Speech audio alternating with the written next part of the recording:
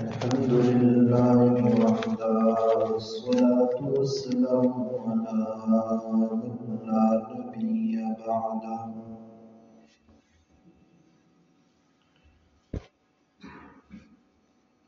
لا يهلك نبي ولا رسول بعده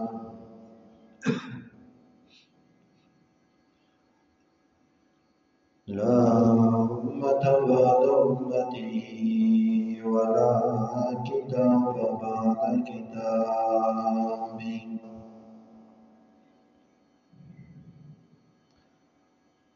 لا شريعة بعد شريعته ولا رسالة بعد رسالته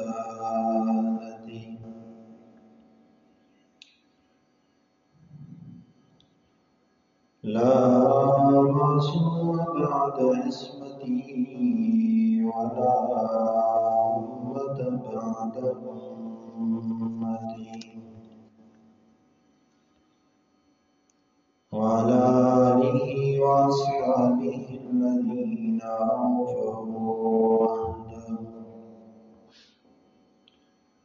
الذين هم مفاتيح الرحمة ومصابيح النور والذين هم خلاصة العرب الأرباع وخير الخلائق بعد الأنبياء وهم كالنجوم في السماء للاهتداء والاقتداء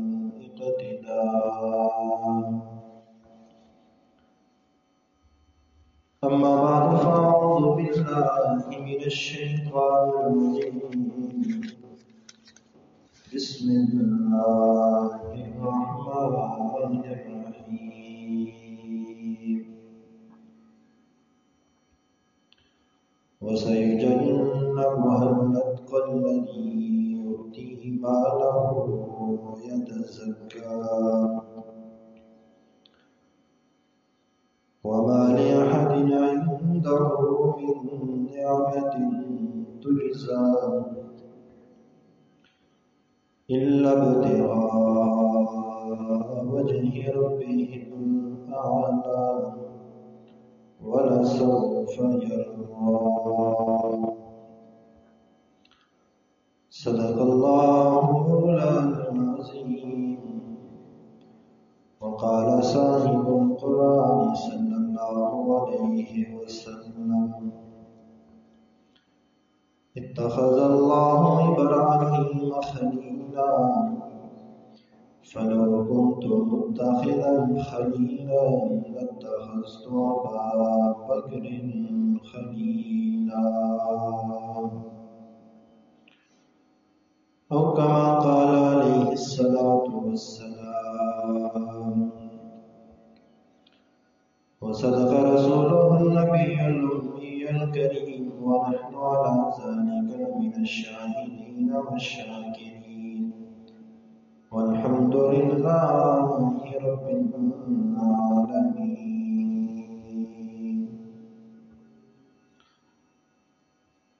جسے ایک پل بھی رفاقت ملی ہے جسے ایک پل بھی رفاقت ملی ہے یہ سب کائنات اس کے پاؤں پڑی ہے اور جو بہنوں میں آقا کے سویا ہوا ہے اور جو بہنوں میں آقا کے سویا ہوا ہے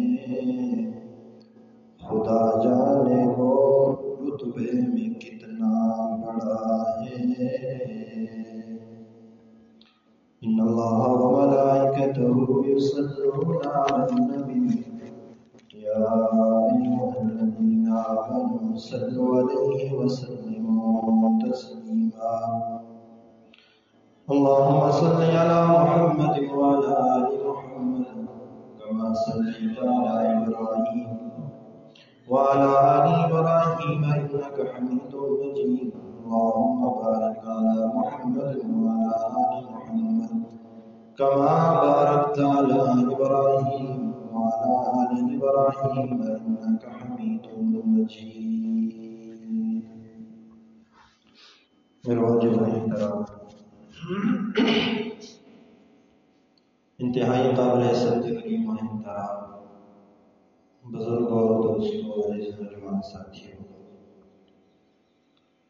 آپ احباب کے سامنے قرآن مجید فرقان حمید کی چند آیات کریمات تلاوت کی اور حضور نبی کریم صلی اللہ علیہ وسلم کے پاک ارشادات میں سے ایک ارشاد گرامی تلاوت کیا ہے۔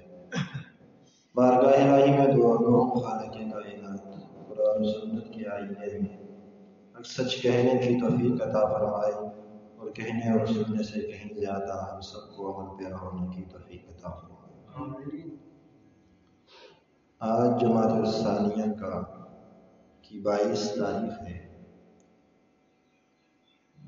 اور آج کا دن خلیفہ اول خلیفہ بلا فصل یار غار و مزار وفاؤں کے تاجدار وسیع رسول سسر رسول سیدنا صدیق اکبر رضی اللہ تعالی عنہ کا یوم وفات ہے۔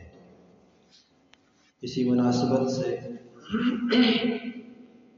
جناب سیدنا صدیق اکبر رضی اللہ تعالی عنہ کی شان، فضیلت، مقام، کردار اور سیرت کو موضوع سخن بنایا جاتا ہے۔ سیدنا صدیق اکبر رضی اللہ تعالی عنہ کائنات میں انبیاء کے بعد سب سے بلند و بالا ہستی ہے۔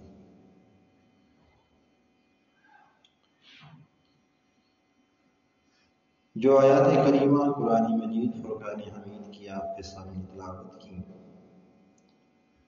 وہ آخری پارے کی سورہ لیل کی آخری آیات ہیں۔ تمام مفسرین کرام کا اس پر اتفاق ہے کہ یہ آیات کریمہ فضائل صدیق اکبر رضی اللہ تعالیٰ عنہ میں نازل ہوئی۔ اسی لیے سورہ لیل کو سورہ فضائل ابی بکر بھی کہا جاتا ہے۔ اس کے اندر سیدنا صدیق اکبر رضی اللہ تعالیٰ عنہ کی شان، فضیلت کو بیان کیا گیا ہے۔ موضوع کی طرف آگے جانے سے پہلے ایک نقطہ قرآن کریم کی سورتوں کی ترتیب کے لحاظ سے آپ کے سامنے رکھنا چاہوں گا۔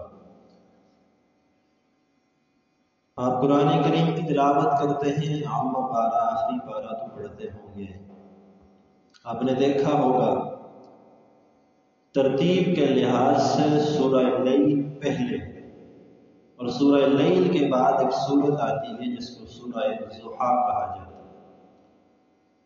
اور سورہ ضحیٰ میں اللہ تبارک و تعالی نے اپنے حبیب سرکار دو عالم صلی اللہ علیہ وسلم کے مقام کو بیان فرمایا۔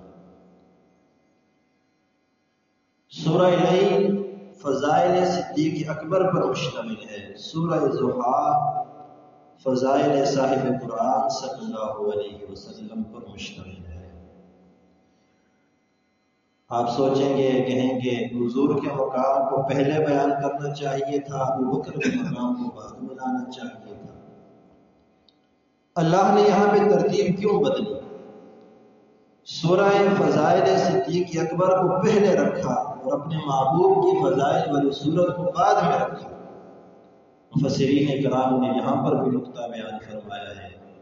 اللہ تبارک و تعالی نے ابو بکر صدیق رضی اللہ تعالیٰ عنہ کی فضائل پر مشتمل سورت کو ترتیب میں پہلے رکھا ہے، اپنے محبوب کے فضائل پر مشتمل سورت کو بعد میں رکھا ہے۔ اشارہ دے دیا ہے کہ جب تک کسی دل میں ابو بکر کی محبت نہیں آ جاتی اس وقت تک میرے محبوب کی محبت بھی نہیں آ سکتی۔ پہلے اپنے دل کو ابو بکر کی محبت کا گہوارہ بناؤ گے، پھر میرے محبوب کی محبت تمہارے دل میں نہیں رہے گی۔ یہ قرآن کا انداز ہے اور قرآن نے اس انداز سے یہ بات سمجھائی۔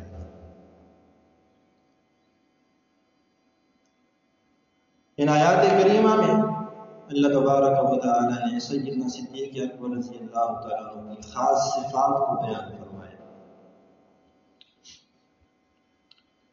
فرمایا وَسَيُجَنَّبُهَا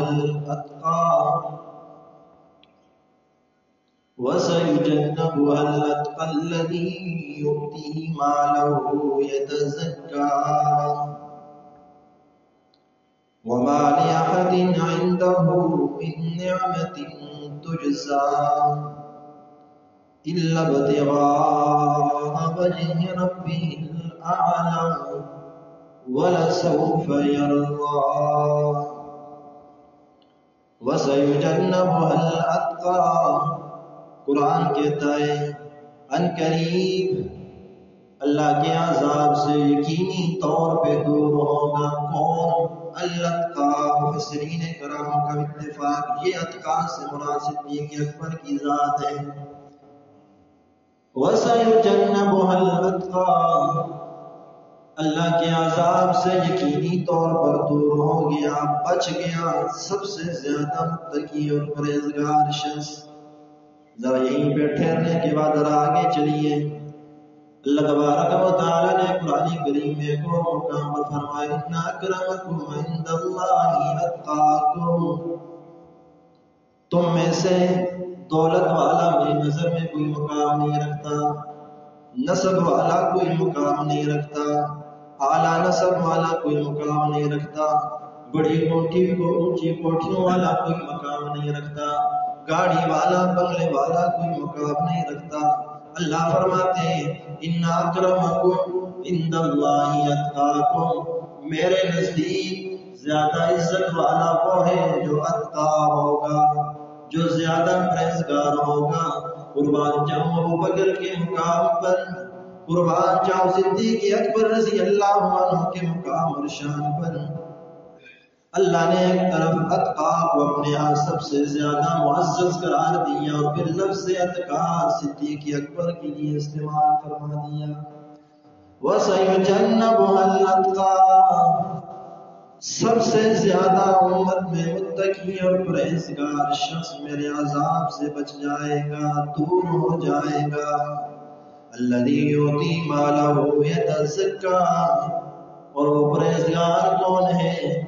وہ اتقا کون ہے جو اللہ کی راہ میں مال لٹا رہا ہے، مال لٹا رہا ہے، نمود و نمائش کے لیے نہیں، نام بڑھانے کے لیے نہیں، نام کمانے کے لیے نہیں، مال یتزکیٰ، جو اللہ کی راہ میں مال اس لیے لٹا رہا ہے کہ اس کا دل پاک ہو جائے، اس کا اندر پاک ہو جائے، اس کا تزکیہ نفس ہو جائے، جو اللہ کی راہ میں خوب مال لٹا رہا ہے۔ اور یہ بات بھی کہ نص قطعی ہے، لوگ آج سیدنا صدیق اکبر رضی اللہ تعالیٰ عنہ پر انگلی اٹھاتے ہیں، نص قطعی سے قرآن کریم کی اس آیت کریمہ سے سیدنا صدیق اکبر کا اتقا ہونا بھی ثابت ہے اور اللہ کے عذاب سے دور ہونا بھی ثابت ہے۔ اور ہم اگر یوں کہیں کہ ابو بکر ان آیات کریمہ کے ضمن میں یقینی جنتی ہے تو کوئی بچ نہیں جائے، جنت کا سرٹیفکیٹ ہے یہ اللہ تبارک و تعالیٰ کی جانب سے کہ میرے عذاب، جب رب فرما رہے ہیں کہ میرے عذاب سے بچ گیا تو پھر کون آگے لے کے جا سکتا؟ جب رب فرما رہے ہیں کہ میں نے اس کو عذاب سے دور کر دیا، عذاب کو اس سے دور کر دیا۔ سیدنا صدیق اکبر رضی اللہ تعالیٰ نے کیسے مال لٹایا اللہ کے دربار میں؟ خوب مال لٹایا، جہاں کہیں بھی اسلام کو ضرورت پڑی ہے مال کی، سیدنا صدیق اکبر صف اول میں نظر آئے، سب سے آگے نظر آئے۔ اس لیے تو قرآن نے فرمایا الذی یؤتی مالہ یتزکیٰ، جو اپنا مال اللہ کی راہ میں لٹاتا ہے تاکہ اس کا تزکیہ نفس ہو جائے، پاک ہو جائے۔ اور آگے قرآن نے سیدنا صدیق اکبر کے بارے میں کیا فرمایا؟ وَمَا لِأَحَدٍ عِندَهُ مِن نِعْمَةٍ تُجْزَىٰ، وہ مال کسی پر احسان کرتے ہوئے نہیں جتلا دے رہا، وہ مال کسی کے احسان کے بدلے میں نہیں لوٹا رہا۔ یا اللہ تیرا قرآن ہے، تو نے صدیق اکبر کے مال لوٹانے کو بھی بیان فرما دیا، تو نے صدیق اکبر کے مال خرچ کرنے کو بھی بیان فرما دیا، تو نے یہ بیان فرما دیا ابو بکر کسی کا احسان لینے کے لیے نہیں، کسی کے احسان کا بدلہ دینے کے لیے مال نہیں لوٹا رہا۔ مولا تو ہی بتانا ابو بکر پھر مال لوٹاتا کیوں ہے؟ ابو بکر پھر رب العالمین کے راہ میں، تیری راہ میں مال لے کے جاتا کیوں ہے؟ تیرے راہ میں مال لوٹاتا کیوں ہے؟ قرآن کہتا ہے الا ابتغاء وجہ ربہ الاعلی۔ صدیق اکبر کو نمود و نمائش نہیں چاہیے، صدیق اکبر کو کسی احسان کا بدلہ نہیں چاہیے، صدیق اکبر کو اپنی وفاؤں کا صلہ نہیں چاہیے۔ صدیق کو صرف ایک بات چاہتے ہیں کہ اس کا رب راضی ہو جائے، صدیق کی تو صرف ایک غرض ہے اس کا رب اس سے راضی ہو جائے۔ میرے آقا نے بھی تو اسی لیے فرمایا نا، سب کے احسانات کا بدلہ میں نے چکا دیا ہے، سب کے احسانات کا بدلہ دے چکا ہوں، لیکن ابو بکر میرا وہ یار ہے، اس کے اسلام پر اتنے احسانات ہیں، اس کے مجھ پر اتنے احسانات ہیں، کل میدان محشر میں رب العالمین کی عدالت میں گزارش کروں گا مولا سب کے احسانات کا بدلہ دے کے آیا ہوں، ابو بکر کے احسانات اتنے تھے میں نہیں دے سکا، تو ہی اپنی شان وفاؤں کا صلہ دے دے۔ یہ مقام ابو بکر ہے سیدنا صدیق اکبر رضی اللہ اکبر۔ سیدنا صدیق اکبر رضی اللہ تعالیٰ عنہ رائے خدا میں مال لٹانے کا عالم دیکھیے، میرے آقا نے اعلان فرمایا لاؤ میرے صحابہ مال لے کے آ جاؤ، جنگ کے لیے جانا ہے، سارے مال لے کے آ رہے ہیں۔ ادھر سے صدیق اکبر رضی اللہ تعالیٰ عنہ بھی آخر میں آ گئے، گٹھڑی اٹھائی ہوئی میرے آقا کے سامنے قدموں میں لا کے کھول دی، اس میں غلہ بھی نظر آ رہا ہے، اس میں گھر کے برتن بھی نظر آ رہے ہیں، اس میں اپنا لباس بھی نظر آ رہا ہے۔ میرے آقا نے سامان پہ نظر ڈالنے کے بعد ابو بکر کے وجود پہ نظر ڈالی، سامان تو سارا گٹھڑی میں، ابو بکر کے جسم پر وجود پر کیا ہے؟ ٹاٹ کا لباس پہنا ہوا ہے، ٹاٹ کا لباس پہنا ہوا، بٹن کوئی نہیں، بغور کے کانٹوں سے اس ٹاٹ کا لباس کو آپس میں جوڑا ہوا ہے، بٹنوں کی جگہ بغور کے کانٹے لگائے ہوئے ہیں۔ میرے آقا پوچھتے ہیں ابو بکر سب کچھ لے کے آئے ہو یا کچھ گھر میں بھی چھوڑ کے آئے ہو؟ میں ذرا اپنے عشق میں ابو بکر صدیق رضی اللہ عنہ کے جواب کو عرض کرنا چاہوں گا۔ ابو بکر گھر میں بھی کچھ چھوڑ کے آئے ہو یا نہیں؟ ابو بکر نے کہا ہوگا رب رحمت للعالمین، او میرے پیغمبر جو کچھ فانی تھا سب لے لیا گیا ہوں، جو باقی رہنے والا ہے گھر چھوڑ دیا گیا ہوں۔ مال نے تو فنا ہو جانا ہے نا، لباس نے تو فنا ہو جانا ہے نا، دولت نے تو فنا ہو جانا ہے، برتنوں نے تو فنا ہو جانا ہے، جو فانی تھا سب قدموں میں لا کے رکھ دیا، باقی رہنے والی چیز اللہ اس کے رسول کی محبت ہے وہی گھر میں چھوڑ کے آیا ہوں۔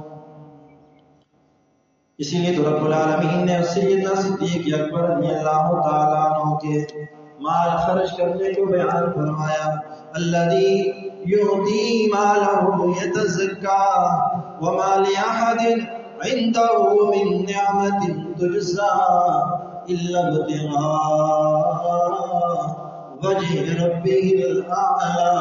یہ تو اللہ کی رضائیں تلاش کر رہا ہے، یہ تو اللہ کی خوشنودیاں تلاش کر رہا ہے، یہ اس لیے گھر میں جھاڑو لگا کر مال میرے آقا کی میرے محبوب کے قدموں میں لا رہا ہے کہ میرا رب راضی ہو جائے۔ اور قرآن کا وعدہ دیکھیے، وَلَسَوْفَ يَرْضَىٰ، قرآن نے جاتے جاتے اعلان بھی فرما دیا میرا ابو بکر مال اٹھا رہا ہے کہ میں راضی ہو جاؤں، اور میں اعلان کرتا ہوں کہ میں راضی ہو گیا۔ اللہ نے سیدنا صدیق اکبر رضی اللہ تعالیٰ عنہ کی شان کو بیان کرا۔ ساری زندگی جب بھی میرے آقا نے آواز دی ابو بکر سب سے عمر کو نظر آئے. وفاؤں کا تاجدار اسی لیے تو کہا جاتا ہے. صدیق اکبر نے وفاؤں میں حد کر دی. دو شخصیات ہیں، دو شخصیات بڑی عظیم شخصیات ہیں. انبیاء کی صف میں سیدنا ابراہیم علیہ السلام کی شخصیت، بڑی وفائیں کی ہیں اللہ تبارک و تعالیٰ کے ساتھ. اور صحابہ میں صدیق اکبر کی شخصیت بہت وفائیں، حد کر دی وفاؤں. اور ان کا آپس میں تناسب بھی دیکھیے. جو لفظ جو الفاظ قرآن میں ابراہیم خلیل اللہ کے لیے استعمال ہوئے وہ میرے آقا کی زبان سے ابو بکر صدیق کے لیے استعمال ہوئے. ذرا قرآن اٹھائیے. قرآن کہتے ہیں وَاذْكُرْ فِي الْكِتَابِ إِبْرَاهِيمَ إِنَّهُ كَانَ صِدِّيقًا نَبِيًّا.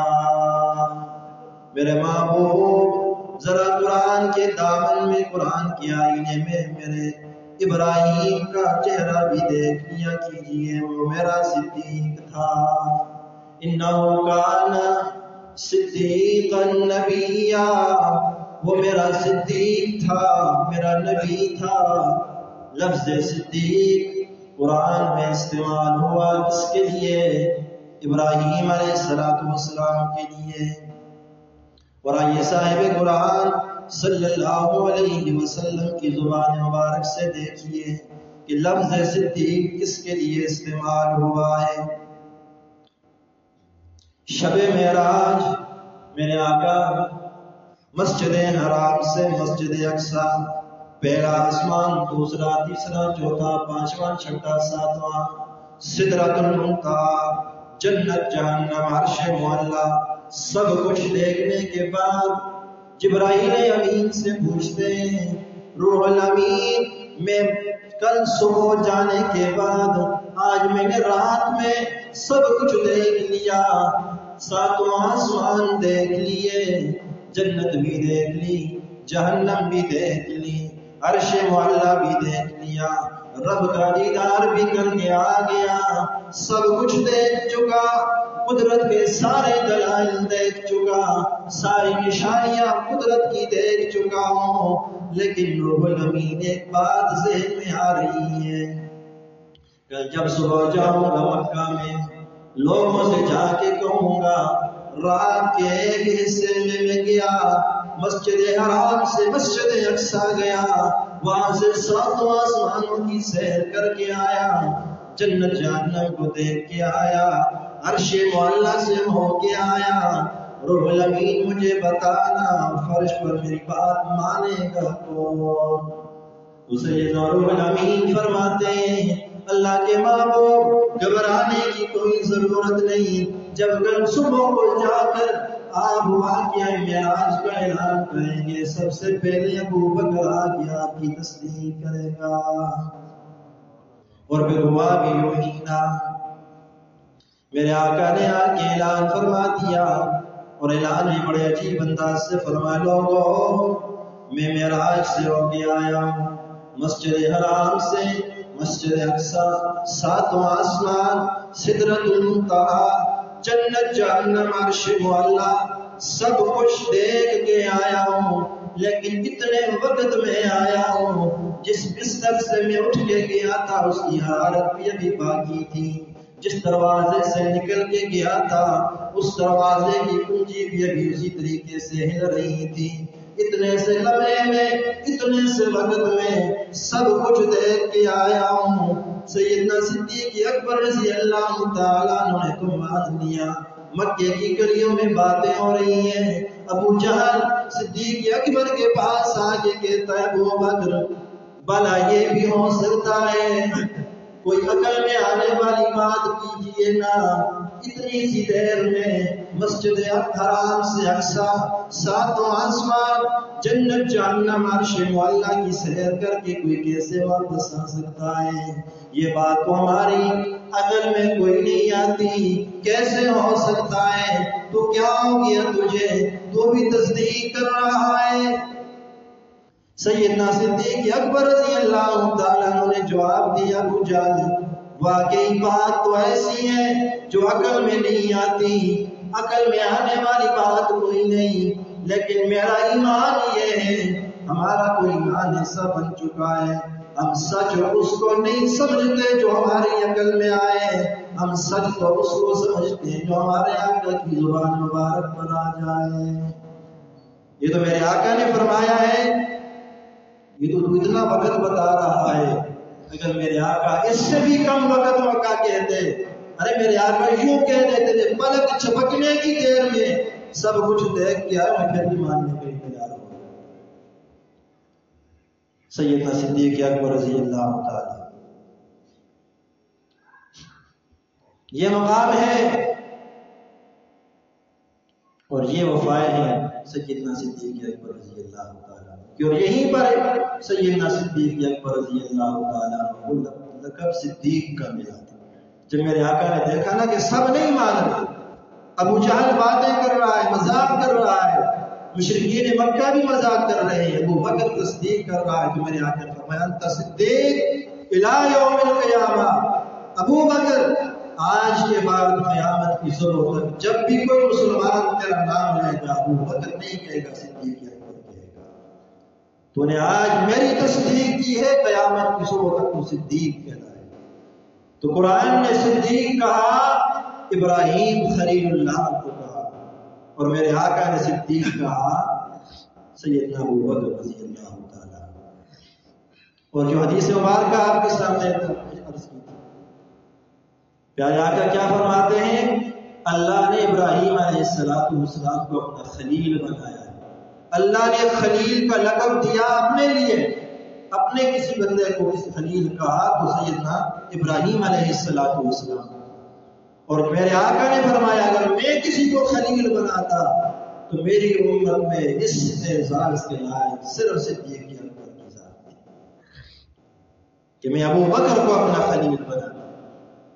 قرآن میں صدیق کا لفظ استعمال ہوا ابراہیم علیہ السلام کے لیے، میرے آقا کی زبان سے صدیق اکبر رضی اللہ عنہ کے لیے۔ میرے اللہ نے خلیل ابراہیم کو علیہ السلام کو کہا، اور میرے آقا نے خلیل سیدنا صدیق اکبر رضی اللہ تعالیٰ عنہ کو کہا۔ یہ الفاظ ہیں جو ادب ابراہیم علیہ السلام کے لیے استعمال ہوتے ہیں، اور ادھر سیدنا صدیق اکبر رضی اللہ تعالیٰ عنہ کے لیے استعمال۔ تو میرے عزیز دوستو، سیدنا صدیق اکبر رضی اللہ تعالیٰ عنہ کی شان یا مقام چند الفاظ میں یا چند گھنٹوں میں بیان نہیں ہو سکتی۔ یہ وہ عظیم شخصیت ہے جنہوں نے اپنا سب کچھ، اپنا گھر بار، کوئی چیز بچا کے نہیں رکھی، ہر چیز دین اسلام پر میرے آقا کے قدموں پر آ کر نشان ہوئی۔ یہ محسن اسلام ہے۔ جب سیدنا صدیق اکبر رضی اللہ تعالیٰ عنہ نے جب میرے آقا معراج سے واپس آئے اور آ کے واقعہ معراج بیان فرما رہے ہیں، لوگوں میں یہاں گیا، میں مسجد حرام سے مسجد اقصیٰ گیا، وہاں نبیوں کی امامت کروائی، پھر وہاں سے آسمان براق لائی گئی، پہلا آسمان، دوسرا، تیسرا، چوتھا، پانچواں، چھٹا، ساتواں، یہ ساتوں آسمانوں پہ گیا، پھر سدرۃ المنتہا پر پہنچے۔ سدرۃ المنتہا پر پہنچ کر جبرائیل امین نے کہا بس یہاں سے آگے میں نہیں جا سکتا، آگے آپ کہنے جائیں۔ میں عرش معلیٰ پہ گیا، میں نے رب کو دیکھا۔ یہ ابو یہ رحمت عالم صلی اللہ علیہ وسلم ہے جو بیان کروا رہے واقعہ معراج کو۔ اور اقبال نے یہاں بڑا عجیب نقشہ کھینچا۔ علامہ اقبال علیہ رحمہ فرماتے ہیں جب میرے آقا واقعہ معراج بیان فرما رہے تھے، لوگ بھی سن رہے تھے، ابو بکر بھی سن رہا تھا۔ لوگ عقل کی دنیا میں سن رہے تھے، ابو بکر عشق کی دنیا میں سن رہا تھا۔ اور ابو بکر نے کیا کہا ہوگا؟ تیری معراج کہ تو لوح قلم تک پہنچا، تیری معراج کہ تو لوح قلم تک پہنچا میری معراج کہ میں تیرے قدم تک پہنچا. یا رسول اللہ آپ نے تو مسجد اقصیٰ دیکھ لی، یا رسول اللہ آپ نے ساتوں آسمان دیکھ لیے، یا رسول اللہ آپ نے سدرہ دیکھ لیا، یا رسول اللہ آپ نے عرش معلیٰ دیکھ لیا، آپ نے رب العالمین کا دیدار کر لیا، آپ نے جنت دیکھ لی، جہنم دیکھ لی، آپ رب سے ہم کلام ہو گئے. یہ آپ کی معراج ہے اور ابو بکر کی معراج صرف آپ کے قدموں تک پہنچنا ہے. ابو بکر کی معراج یہ ہے کہ ابو بکر صرف آپ کے قدموں میں پہنچ کر اس نے سب دیکھ لیا، اس کو سب مل گیا. آپ کی معراج وہ، میری معراج یہ. اس شخصیت نے ایسے احسانات کیے ہیں اسلام پر یاد. کائنات میں کوئی اور ایسا نہیں کر سکتا. سب کچھ لٹایا ہے، سب کچھ. میرے آقا کو مال کی ضرورت پڑی تو مال دیا، اور جب میرے آقا کی زوجہ محترمہ سیدہ صدیقہ کبریٰ رضی اللہ تعالی عنہ کا انتقال ہوا، میرے آقا مغموم اور پریشان تھے. اپنی بیٹی سیدہ عائشہ صدیقہ رضی اللہ تعالی عنہ کی حضور کو دی تھی. آپ مغموم رہتے ہیں، آپ پریشان رہتے ہیں. تو عزیز دوستو، یہ ہمارے محسن ہیں، یہ ہمارے آئیڈیل ہیں، یہ ہمارے ہیرو ہیں. ہم انہیں یاد رکھنا چاہیے، ہم انہیں سامنے رکھنا چاہیے، ہم ان کو دیکھ کے زندگی گزاریں. اور یہ شان، اس مقام اور اس مرتبے والا عظیم انسان جب دنیا سے جانے لگے، ہاں آج ہم نہ حلال دیکھتے ہیں نہ حرام دیکھتے ہیں، کچھ پرواہ نہیں ہوتی، بس کھاؤ جی لگاؤ کھاؤ، بس جہاں سے آتا ہے جو آتا ہے ٹھیک ہے. اس مرد کلندر کو دیکھیے، مسلمان ہونے سے پہلے اور مسند خلافت پہ آنے سے پہلے، انشاءاللہ آئندہ جمعۃ المبارک پر آپ کے سامنے حضرت صدیق اکبر رضی اللہ تعالیٰ عنہ کی خلافت کیا ہوا. صرف ایک نقشہ آپ کے سامنے رکھنا چاہوں گا کہ سیدنا صدیق اکبر رضی اللہ تعالیٰ مسند خلافت پہ آئے. مکہ کے سب سے بڑے تاجر ہیں، سب سے بڑے تاجر ہیں، بڑے امیر شخص ہیں. مسند خلافت پر آئے، کاروبار چھوڑا، تجارت چھوڑ دی. پھر عالم کیا تھا جب دنیا سے جا رہے ہیں، دنیا سے جا رہے ہیں، دنیا سے پردہ فرما رہے ہیں، اور اپنی لاڈلی بیٹی سیدہ عائشہ صدیقہ رضی اللہ تعالی عنہا سے فرماتے ہیں، میری بیٹی یہ جو میرے جسم پر چادر ہے نا، یہ اس چادر ہی کو میرا کفن بنا دے. کوئی چھوٹا سا کپڑا ساتھ ایک کپڑا اور لے لینا، ایک کپڑا یہ میری چادر کو ہی استعمال کرنا. اما جان سیدہ عائشہ صدیقہ رضی اللہ تعالی عنہا فرماتی ہے، ابا جان اب اتنے بھی گئے گزرے نہیں ہیں کہ آپ کفن بھی نہ خرید سکے. ہم آپ کے لیے نیا کفن خرید کے لائیں گے، پورے کا کفن سارا نیا خرید کے لائیں گے، اس کو کیوں استعمال کریں. اللہ اکبر. اس عظیم شخص کا جواب سنیے. سیدنا صدیق اکبر رضی اللہ تعالیٰ نے فرمایا، میری بیٹی میرے پاس اتنے پیسے نہیں ہیں گھر میں اپنا اتنا ترکہ چھوڑ کے نہیں جا رہا کہ جس سے میرا پورا کفن خریدا جا سکے، اور میں مرنے کے بعد اپنے کفن کا بوجھ بیت المال پہ نہیں ڈالنا چاہتا، بیت المال پہ نہیں ڈالنا چاہتا. میرا کفن ایک کپڑا خرید لینا اور ایک اسی چادر کو میرے کفن میں استعمال کرنا. اور کچھ چیزیں تھیں جو بیت المال سے خلافت کے کاموں میں استعمال ہوتی تھیں، وہ ایک چیز ایک جگہ پہ باندھی اور کہا کہ اسے فاروق اعظم کے حوالے کر دیں. جب سیدنا فاروق اعظم رضی اللہ تعالیٰ عنہ کے حوالے کی گئی، فاروق اعظم رضی اللہ عنہ کی آنکھوں سے آنسو نکلا. یہ عجیب انسان تھے، کیسی زندگی گزار کے چلے گئے، اب ہمیں بھی اس طرح گزارنی پڑے گی کہ دیکھو کس طریقے سے خلیفہ وقت جا رہا ہے اور اس کے پاس ترکے میں کچھ بھی نہیں ہے. اور آج ہمارے دور میں کوئی ایم پی اے صاحب کا 5 سالہ پورا ہو جائے تو 5 سال لگانے سے پہلے کے حالات بھی دیکھیے اور پھر 5 سال کے بعد کے حالات بھی دیکھیے. کسی وزیر اعظم کی بات نہیں کر رہا، صرف یہ کی بات۔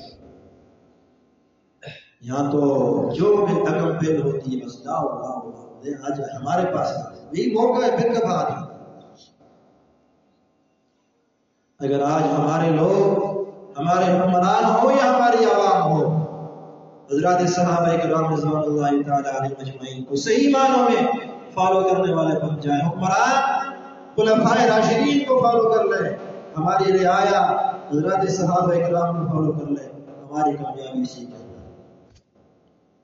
ہم نے ان چیزوں کو سامنے ہی نہیں رکھا، انہوں نے کیسی زندگیاں گزاری ہیں، مقام اور مرتبے کا عالم دیکھیے، ان کی سادگی کا عالم دیکھیے۔